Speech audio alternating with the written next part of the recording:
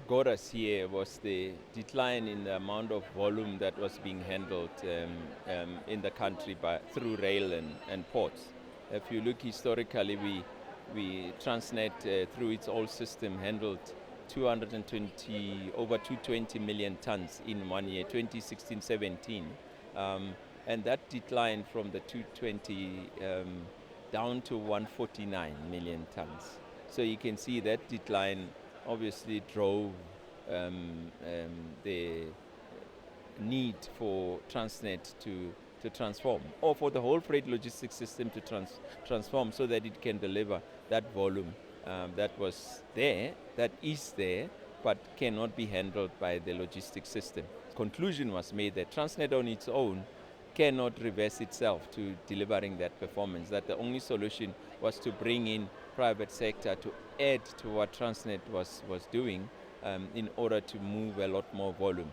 And also the importance of the volume being moved in and out of the country to the economy. There's job creation, as I mentioned. That was very important because the country needed to create jobs. The country needed to collect revenue, tax revenue.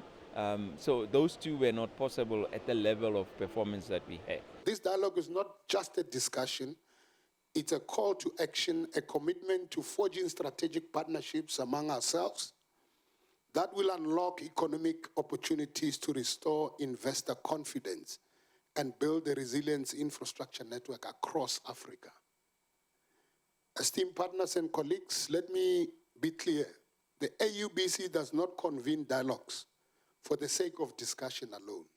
So this session of today represents a deliberate potential opportunity for investment of time that you have made to come here, the expertise that lies among ourselves, and the resources that we utilize to put these events together. Let us not just participate, and let us co-own this journey. This journey, we must co-own it.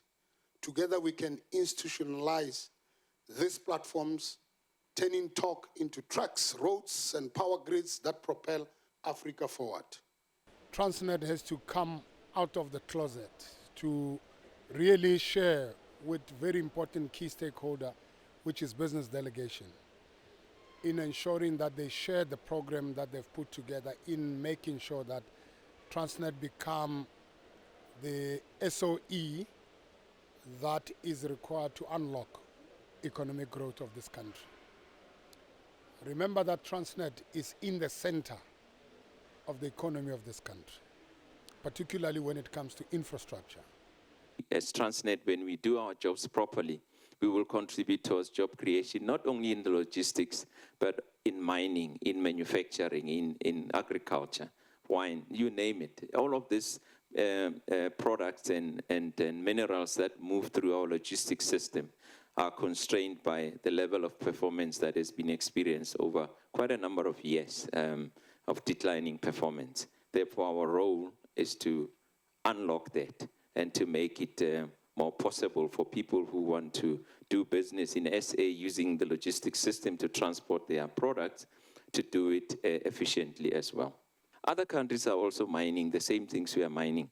And the difference between us will be how well we manage our logistics system from pit to vessel. So for us, we need to make that more competitive than any other freight system in the world. The other thing, obviously, we need to make Transnet itself competitive. We have to practice good governance. We need to collaborate with the private sector. I think that's some of the reasons why some of you are here. There is a lot more that we want to do in collaborating with you in improving this logistics system. And we want to increase market share. You can take market share in two ways. One, of the country's market share in whatever we are doing, whether it's agriculture, mining, or whatever, improve that market share. But we also need to improve the market share of rail in terms of transporting all of these products. We should be transporting a lot more on rail, especially the bulk materials that are rail friendly, that should be on rail. But there's always room between rail and destination. There's always room for road. It doesn't mean in fact, we'll never be able to eliminate road. So there is a much broader look at freight movement and trying to make the whole system efficient, not just rail. Road must be, air freight must be efficient as well. There is air freight friendly cargo that must be on air freight, because the time sensitive, delicate, you don't, and also high value, that you must put on air freight and get them to destination, because you're competing with people that have it on a flight. You can't be putting it on a ship and it goes for weeks when somebody's going to get there in a few hours. So our freight logistics system, whether it's road, freight or air, has got to compete with other systems of a similar nature. Rail that is efficient, air freight that's efficient, and road system that's efficient is what the country requires. So I don't think you need to look at just the one. You have to look at it as a one complete integrated system, and including the ports, by the way, and the pipelines, because the pipelines is another area you need to include when you talk about road to, it's not just road to rail, there's road to pipeline.